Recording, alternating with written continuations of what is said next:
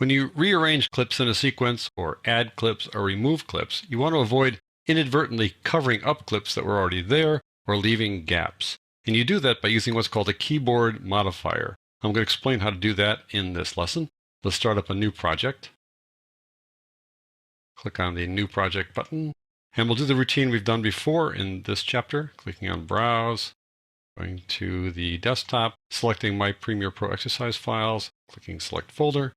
Let's call this project Modifier, like so. Click OK and skip the new sequence. As we've done before, and this will be the last time we do this in this chapter, I'd like you to go get those same 9 clips. Just double-click here to open up the Import dialog box. Click on the first scenic clip, and then Shift-click on the 9th one, and click Open. Now I'm going to go to List View here, and I want to create a new sequence by selecting the first 5 clips. So I click away to deselect, click on the first one, Shift-click on the 5th one, and drag these 5 clips down to the new item icon. There you go. That'll create a new sequence. It'll be called Scenic 1. If you want to change the name, that's fine. Click on it again. We'll just call it the Scenic sequence, as we've done before. There we go. And what I want to do now is rearrange clips here in the sequence in the timeline panel. Now, if I were to take scene 4 here, just drag it to the left like that, it'll do a couple of things that I don't want it to do. It's going to cover up scene 3, and it's going to leave a gap where scenic 4 was. It covered up scene 3 with a little bit left over there, and it left a gap. And that's probably not what you want to do. But you can avoid doing that by using a keyboard modifier. I'm going to go Control or Command Z to undo that.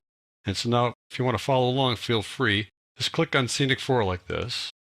And now hold down the Control key in Windows or the Command key in Mac. And look what happens. You get this little icon with an arrow in the middle of it and 2 parallel lines. What that's saying is, if you lift this out now, the clip after it is going to fill the gap that's left by the clip that you remove, which is good. And once I drag it, I can let go of that Control or Command key.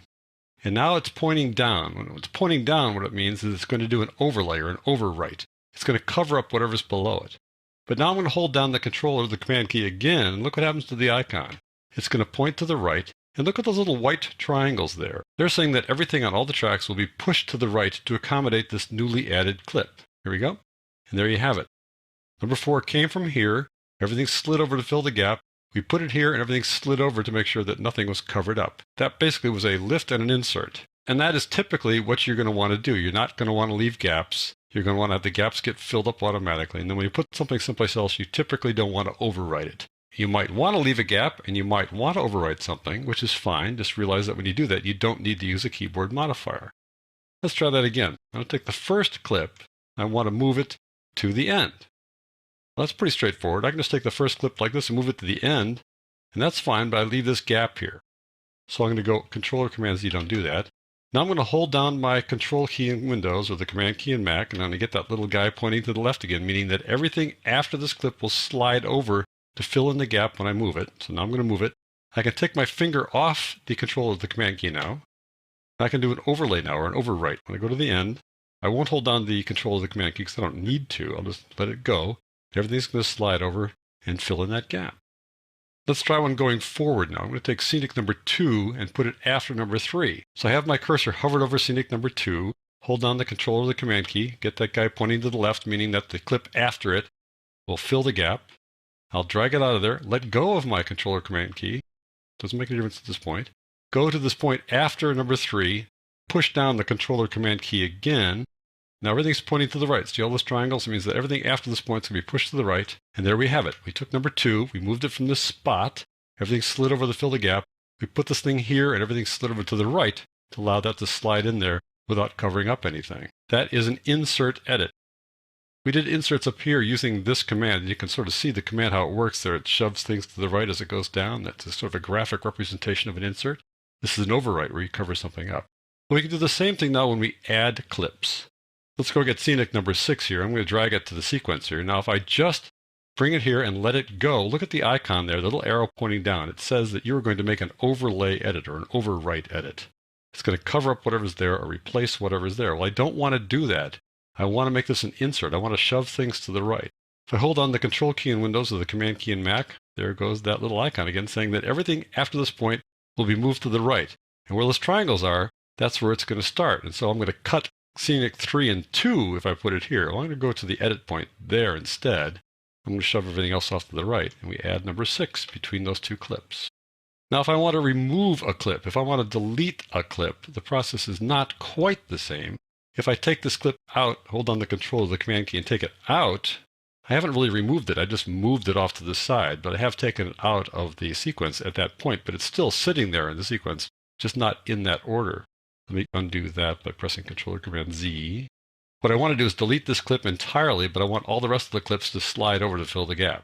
Now, if I just click on the clip to select it and press the Delete key on my keyboard, it's going to leave a gap.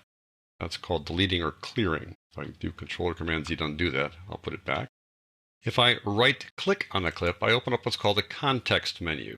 And context menus are contextual to whatever you right-click on. There are a bunch of menu commands here for right-clicking on a clip. If I right-click elsewhere, let's say over here, then it'll be a different context menu.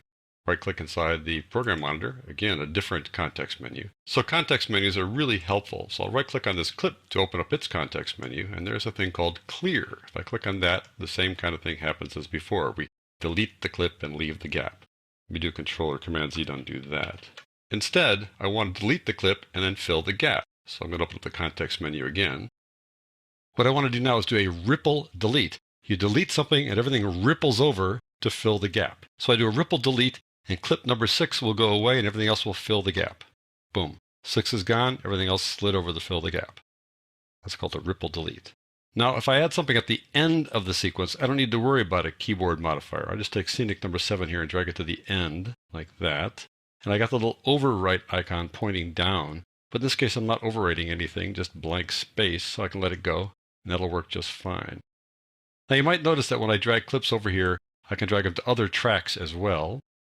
And we'll do that later when we talk about compositing clips. But right now, I'm just aiming for this single track. As I mentioned before, we want to stick with one track and lay it down there. And you also notice this little yellow bar up here moves when I lay it down.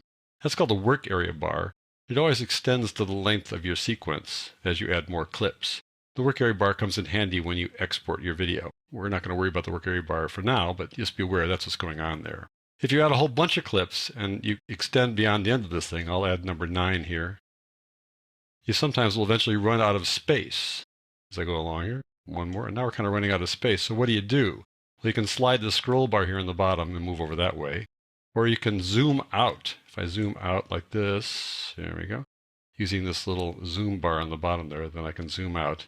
And it always centers on the current time indicator when you do that. So I put the current time indicator here, for example, and zoom out. You'll see that it zooms in, it centers, zoom out, and it'll eventually compress to the left there. So that's how you can change your view in case you sort of run out of real estate. But the goal here was to talk about keyboard modifiers when you rearrange or add clips, and also how to use the ripple delete when you remove clips, just to avoid leaving gaps or inadvertently overwriting clips in the sequence.